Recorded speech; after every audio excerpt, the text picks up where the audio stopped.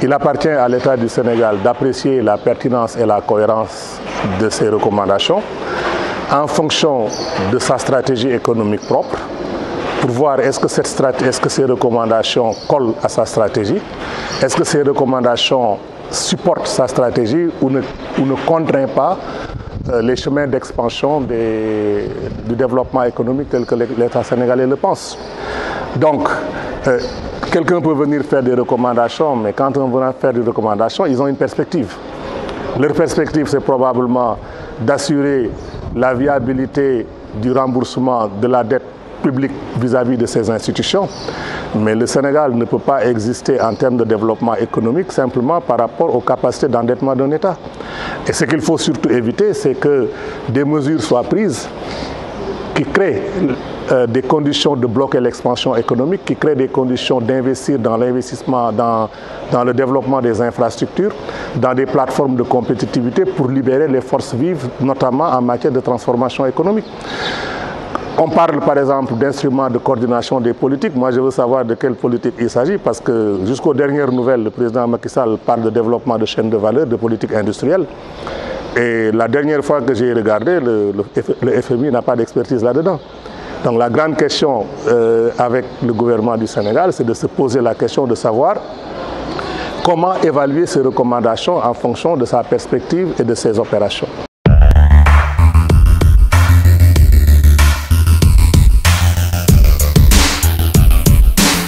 Si le Sénégal ouvre la porte au FMI, c'est que le FMI a un droit de regard sur ceci ou cela. Donc c'est un dialogue. Maintenant, on nous dit la vérité des prix. La vérité des prix n'existe nulle part. Il y a des vérités des prix en fonction des stratégies qui sont adoptées, même dans une entreprise.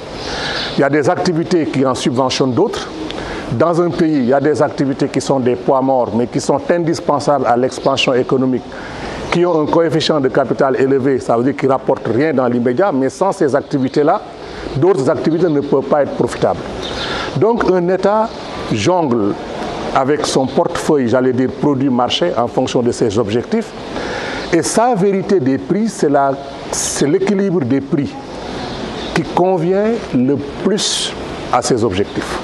Donc, on ne peut pas venir dire aujourd'hui qu'il faut vérité des prix. Elle n'existe nulle part. La vérité des prix n'est pas absolue, elle est relative.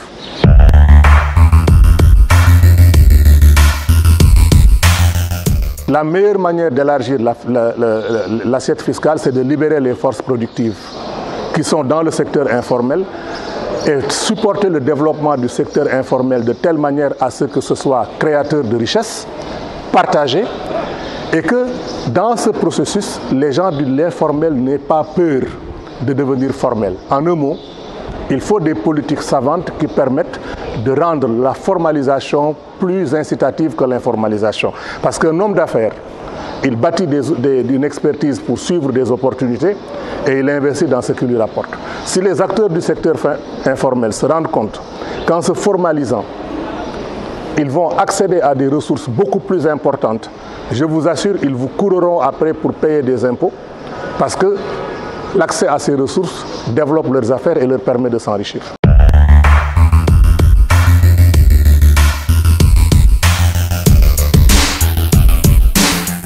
Tous les pays subventionnent. Il n'y a pas un seul pays qui ne subventionne pas son économie, que ce soit des subventions directes ou des subventions indirectes. Mais encore une fois, si les gens sont animés par le seul but d'équilibrer les ressources publiques et d'assurer le remboursement de la dette contractée, au point de bloquer la machine et le développement de chaînes de valeur, à ce moment, c'est des recommandations qui sont mauvaises parce que le prix à payer pour le long terme est trop élevé. Nous l'avons connu avec les programmes d'ajustement structurel, où on a coupé toutes les dépenses qui n'avaient pas une rentabilité immédiate. Mais que je sache, les dépenses d'infrastructure, d'éducation, de développement de la santé, ce sont des dépenses à rentabilité différée. Donc, mais encore une fois, le gros problème, la grande perspective pour moi, parce que j'aime toujours tourner les contraintes en opportunité, c'est que le gouvernement se dote d'une capacité à discuter avec ces institutions en fonction de ses propres stratégies, de ses propres objectifs.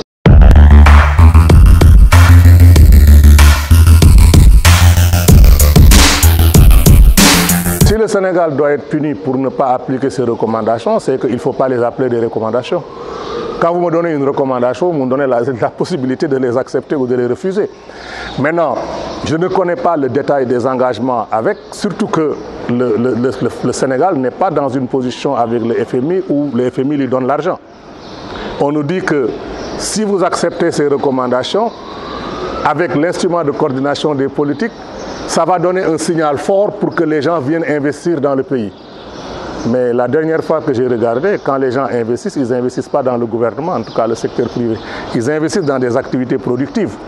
Donc le gouvernement peut évaluer l'opportunité de cette politique, hein, mais je crois, moi, à mon avis, qu'il y a toujours moyen d'élargir l'assiette fiscale, il y a toujours moyen d'arriver à un système de prix dicté par le marché, mais il y a un préalable à ça, pour lequel le gouvernement doit s'investir dans les politiques idoines. Mais donc je refuserai un chantage de dire c'est plus ou rien. Parce que quand nous construisions ici nos infrastructures, cet argent n'est pas venu des bailleurs de fonds. C'est le génie économique sénégalais propre qui a levé les fonds et qui a permis d'amener toutes les infrastructures que vous voulez. On peut discuter, est-ce que c'est là que ça devait aller ou là où ça devait aller ailleurs, mais une chose est certaine, c'est que nous avons démontré que nous avons les moyens d'attirer des investissements privés si nous sommes capables de créer les opportunités pour ça.